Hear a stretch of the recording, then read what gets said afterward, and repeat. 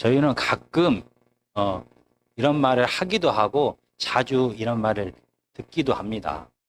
사람은 절대 안 변해. 아무리 잔소리를 해봤자 변하지 않아.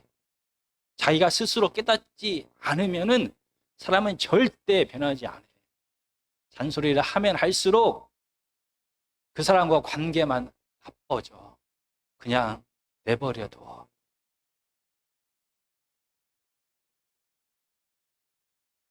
한두 번 이야기했는데 변하지 않으면 정말 그냥 내버려 두어야 하는 것입니까? 그 사람이 정말 사랑하는 사람임에도 불구하고 이 잔소리로 인하여 관계가 더 나빠질 것이 두려워서 그냥 보고만 있어야 하는 것입니까? 오늘은 아모스 3장입니다. 아모스 선지자를 통하여 짧게는 2절에서 3절까지 다른 나라에 대한 심판의 말씀을 전했습니다. 그리고 북이스라엘을 향하여 11자리나 되는 긴 하나님의 심판의 말씀을 아모스는 전했습니다. 모든 나라에 하나님의 심판의 말씀이 전해졌습니다. 더 이상 말할 것이 없는 것 같습니다. 그런데 아모스는 9장까지 있습니다. 제가 지난번 8번까지 설교를 통하여 겨우 아모스 2장이 끝났습니다. 좋은 소리도 아닌데 이스라엘을 향한 이 심판의 말씀이 7장이나 있습니다. 잔소리처럼 들리는 이 심판의 말씀이 9장까지 계속 되는 것입니다. 하나님은 말씀하고 또 말씀하십니다.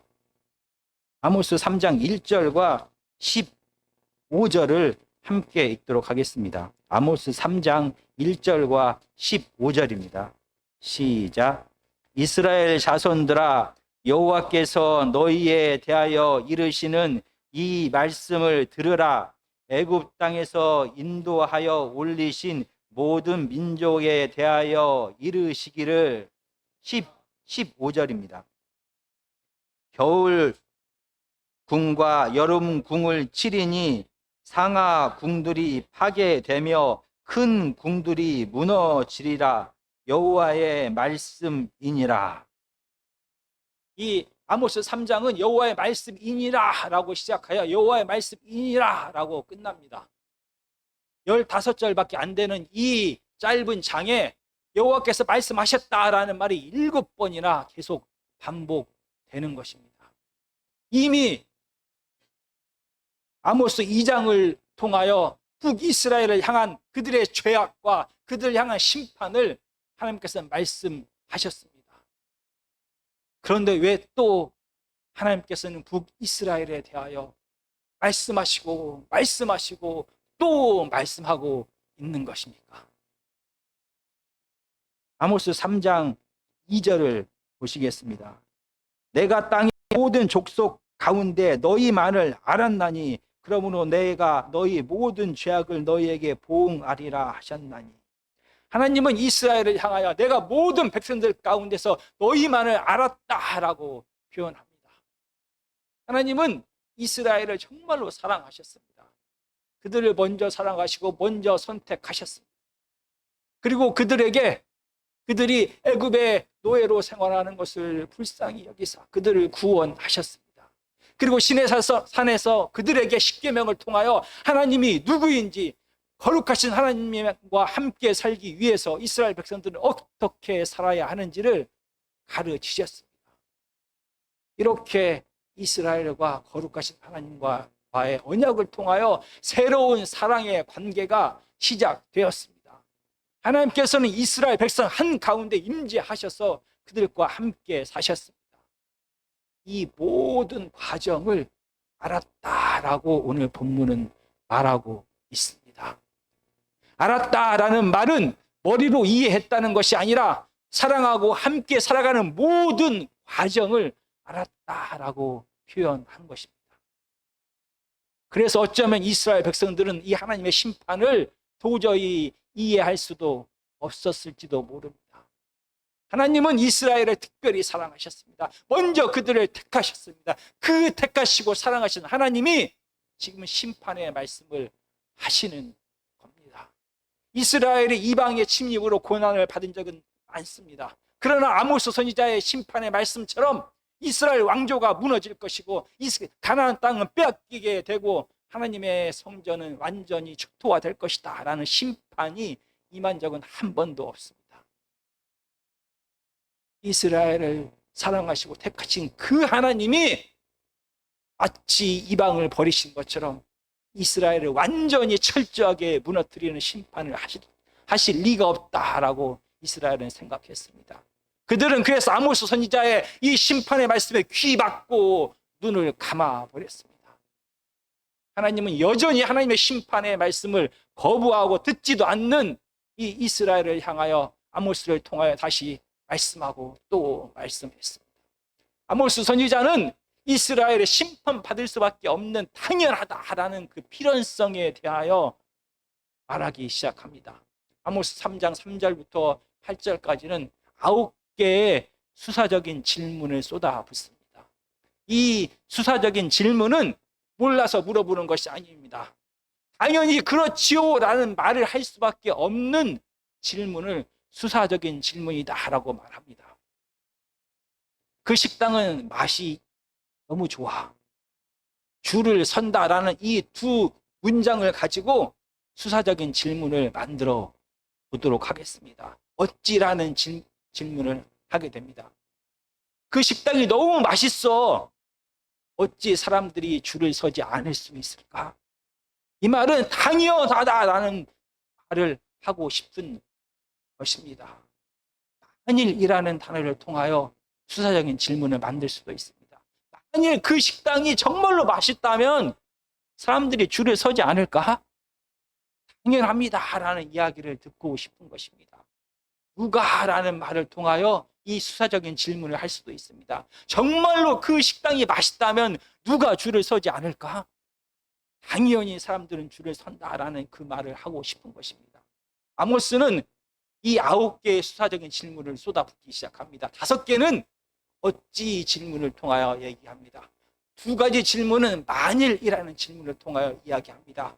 그리고 나머지 2가지는 누가라는 질문을 통하여 이 심판의 당연성에 대하여 이야기하기 시작합니다. 3장 3절을 한번 보시겠습니다. 3장 3절은 두 사람이 뜻이 같지 않은데 어찌 동행하겠으며 라고 말합니다. 그런데 원문에는 순서가 바뀌어 있습니다. 어찌 함께 동행할 수 있겠습니까? 뜻이 같지 않으면이라고 합니다. 그러면 이 이야기를 들은 이스라엘 백성들은 맞지, 마음이 같아야 함께 걸어가지라고 이야기하게 됩니다. 너무나 당연한 이런 어찌 질문을 5개를 연속적으로 합니다. 그 다음에 3장 6절부터 7절까지는 만일에 대한 질문을 하기 시작합니다. 3장 6절은 해석은 만일이라는 말이 없지만 원문에는 이렇게 표현되어 있습니다. 만일 성읍에서 나팔이 울린다면 백성들이 어찌 두려워하지 않겠느냐라고. 전쟁을 알리는 나팔 소리가 성읍에서 울립니다. 당연히 이스라엘 백성들은 두려워합니다. 당연하지요, 맞지요 라고 그들은 말할 수밖에 없습니다. 그리고 진짜 아모스가 하고 싶은 질문을 하기 시작합니다. 만약 성읍에 재앙이 임했으면 하나님이 행하심이 아니겠느냐라고 물어봅니다. 백성들은 헷갈립니다. 모든 재앙이 그럼 하나님의 뜻인가? 라고 헷갈릴 수가 있습니다. 그러자 아모스는 계속하여 예, 당연합니다 라는 대답을 듣기 위하여 계속해서 말을 하기 시작합니다. 7절입니다. 제가 읽어보겠습니다. 여기에는 왜냐하면이라는 말이 빠져 있습니다. 왜냐하면 주 여호와께서는 자기의 비밀을 그종 선지자들에게 보이지 아니하시고는 결코 행하심이 없으시기 때문입니다. 하나님께서 하나님의 비밀을, 하나님의 계획을, 하나님의 재앙을 선지자들을 통하여 미리 선포하셨습니다. 그렇다면 당연히 그 하나님께서 선포하신 예언하신 그 심판은 임하게 되는 것입니다. 이스라엘 백성들은 당연하죠. 하나님이 미리 예언하셨다면 그 심판이 이 땅에 임하는 것은 너무나 당연합니다 라고 말을 했을 것입니다. 그리고 이제 만일의 질문으로 넘어갑니다. 만일 이제 누가의 질문으로 넘어갑니다. 사자가 부르짖은즉 누가 두려워하지 아니하겠습니까? 이스라엘 백성들은 무서운 사자가 울부짖으면 당연히 무서워하지요 라고 대답을 합니다. 그런 다음에 이 대답을 들은 다음에 아모스는 이렇게 말합니다. 주 여호와께서 말씀하신즉 누가 예언하지 아니하겠느냐. 이스라엘 백성 여러분, 지금 내가 내 생각을, 내 감정을 여러분들에게 전달하는 것이 아닙니다. 남유다에 살고 있는 나를 하나님께서 택하셔서 하나님의 뜻을 여러분들에게 전하는 것입니다. 내 생각을 전한 것이 아니라 하나님의 예언의 말씀을 선포한 것이기 때문에 이 예언의 말씀은, 이스라엘 향한 심판은 반드시 임할 것입니다.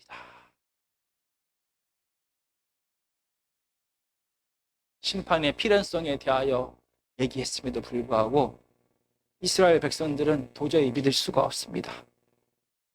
이스라엘을 그렇게 사랑하신 하나님, 그래서 먼저 택하신 그 하나님께서 자기를 이방처럼 버리셔서 완전히 초토화시킬 거다라는 것을 믿을 수가 없습니다. 그래서 그들은 아모스 선지자의 여호와의 말씀에 대언에도 불구하고 귀 닫고 눈 감아 버렸습니다. 하나님은 이스라엘을 너무나 사랑하셨습니다. 멈출 수가 없습니다.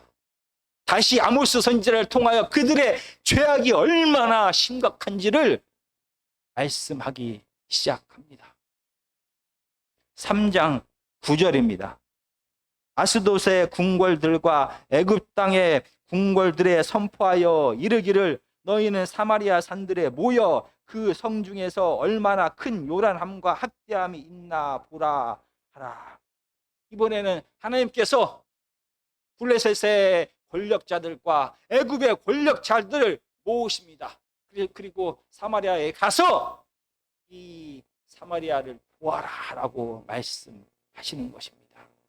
하나님께서 마치 배시몬을 통하여 재판을 하시는 것처럼 이 이방의 권력자들을 통하여 이스라엘의 죄를 이스라엘의 죄를 판결하게 하시는 것입니다.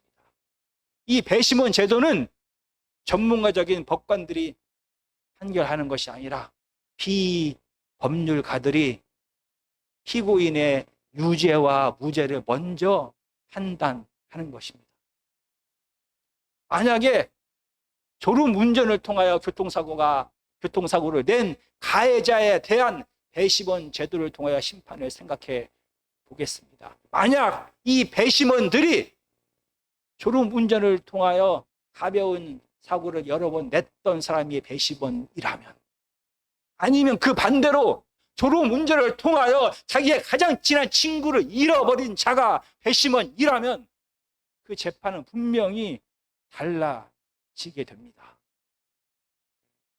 블레셋과 애굽은 도대체 누구입니까? 애굽은 출애굽기 2장 23절을 제가 읽어보겠습니다. 여러 해 후에 애굽 왕은 죽었고 이스라엘 자손은 고된 노동으로 말미암아 탄식하며 부르짖으니 그 고된 노동으로 말미암아 부르짖는 소리가 하나님께 상달된지라.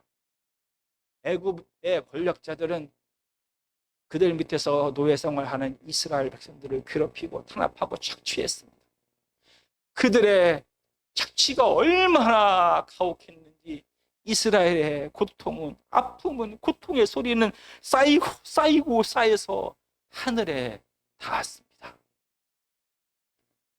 사무엘상 9장 16절입니다. 제가 읽어보겠습니다. 내일 이맘때에 내가 베냐민 땅에서 한 사람을 내게로 보내리니 너는 그에게 기름을 부어 내 백성 이스라엘의 지도자로 삼으라. 그가 내 백성을 블레셋 사람들의 손에서 구원하리라. 내 백성의 부르짖음이 내게 상달하였으므로 내가 그들을 돌보았노라 하셨더니, 블레셋은 당시에 가장 강한 군사력을 가진 자들입니다. 그들은 이스라엘 백성들을 탄압하고 착취하고 또 착취했습니다.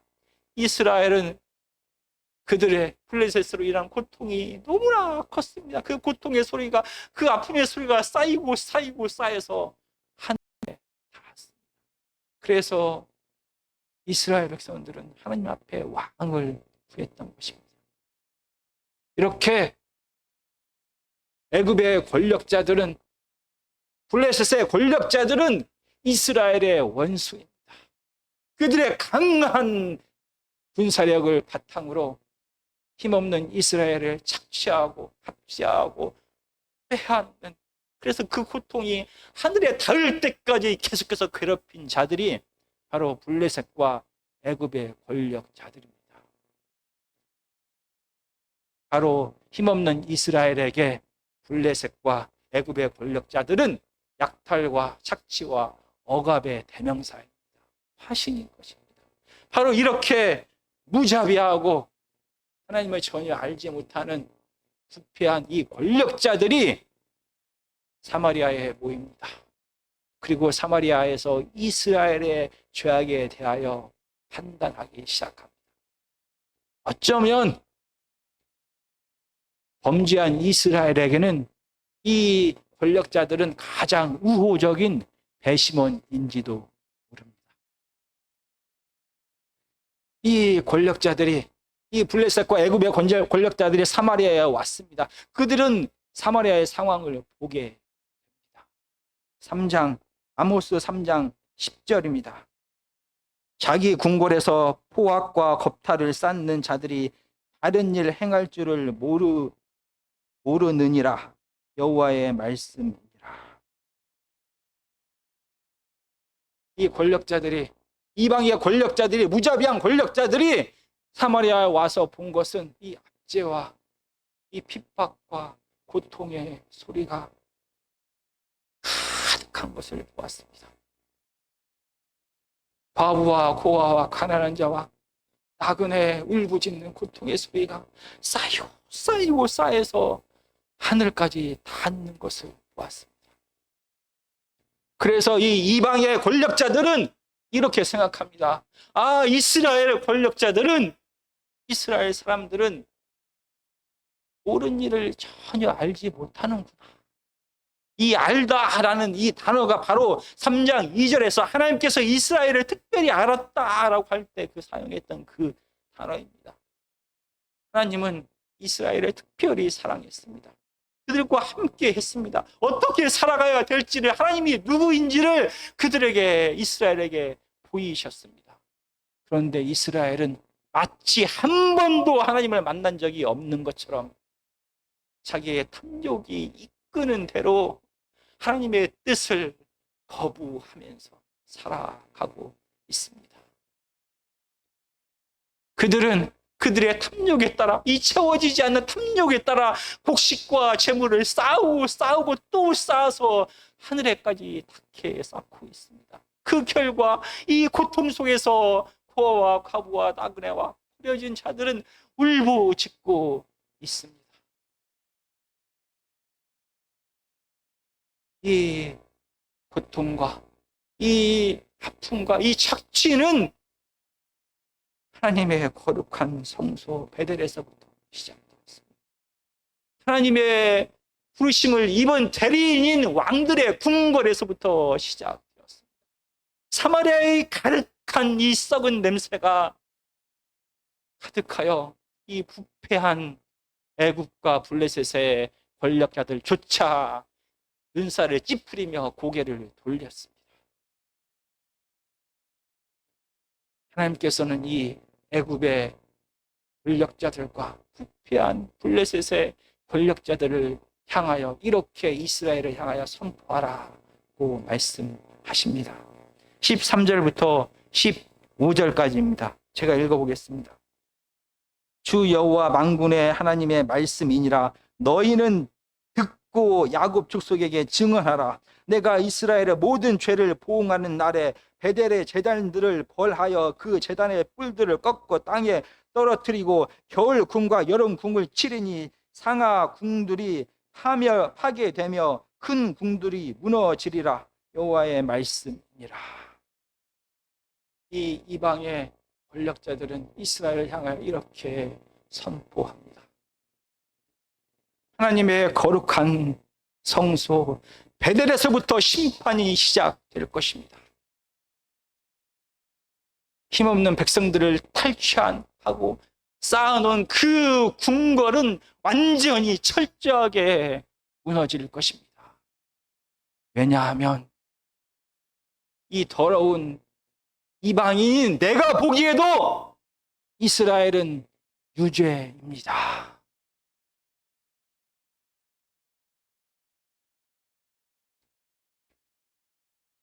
정말로 잔소리를 하는 것은 지칩니다. 힘이 듭니다. 변하지 않는 상대방을 보면 화까지 납니다. 자존심이 정말로 상합니다. 나를 무시하는 그 태도 때문에, 변하지 않는 태도 때문에 이제는 그만해야겠다. 이제는 잔소리를 그만하고 그냥 내버려 둬야지라는 생각을 하게 됩니다. 그러나 사랑하기 때문에 다시 잔소리를 하기 시작합니다. 잔소리를 그만하는 것이 아니라 잔소리는 지혜롭게 해야 하는 것입니다. 공부해. 하나님을 사랑해야지.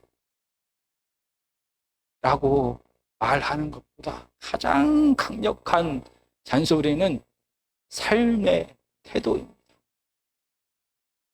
내가 열심히 공부하는 모습이 자녀에게는 가장 큰 잔소리가 되는 것입니다. 내가 세상의 힘과 지혜와 사람을 의지하지 않냐고 아무리 힘들고 어려워도 하나님을 귀하게 여기고 하나님을 사랑하고 하나님의 뜻대로 몸부림치면서 살아가는 모습이 자녀에게는 가장 큰 잔소리인 것입니다. 하나님은 우리를 너무나 사랑하십니다. 그래서 말씀하시고 또 말씀하십니다. 하나님의 자녀들이 하나님을 의지하지 아니하고 세상의 힘과 권력을 의지할 때 하나님은 말씀하시고 또 말씀하십니다. 하나님의 자녀들이 세상의 힘과 권력을 의지하면서 이웃을 무시하고 멸시하고 내버려 둘 때 하나님은 말씀하시고 또 말씀하십니다. 하나님의 자녀들이 마치 하나님을 한 번도 만난 적이 없는 것처럼 세상 사람들과 똑같이 힘과 쾌락을 추구하면서 살아갈 때 하나님은 침묵할 수가 없습니다. 하나님은 말씀하시고 또 말씀하십니다. 하나님의 거룩한 곳이 탐욕으로 가득할 때 하나님은 말씀하시고 또 말씀하십니다. 우리와 다른 것은 우리는 내 불에 못 이겨서 잔소리를 쏟아붓습니다. 그러나 하나님은 아닙니다. 하나님은 사랑으로, 하나님은 인내함으로, 하나님은 계속해서 우리를 보호하시고 살피시며 때로는 논리적으로, 때로는 사랑으로, 때로는 사자처럼, 때로는 목자처럼, 때로는 사랑하는 여인처럼 우리에게 다가와 말씀하시고 또 말씀하십니다. 사랑하는 아들 예수 그리스도를 버리시고 우리를 택하신 하나님이십니다.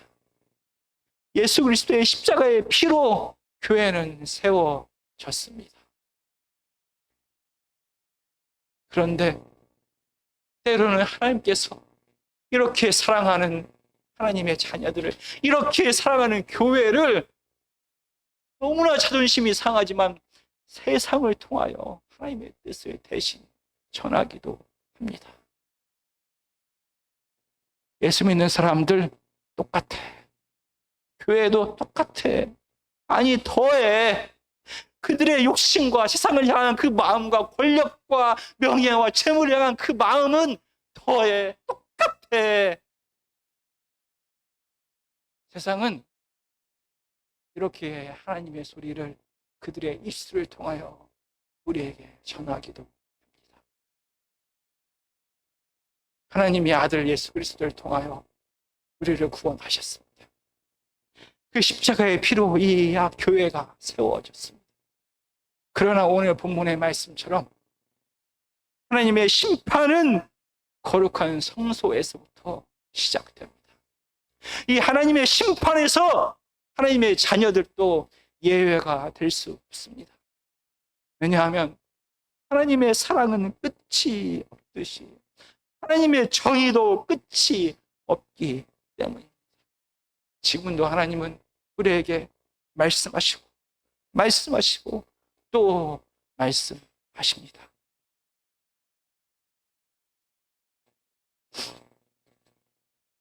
찬송 527장 부르시겠습니다.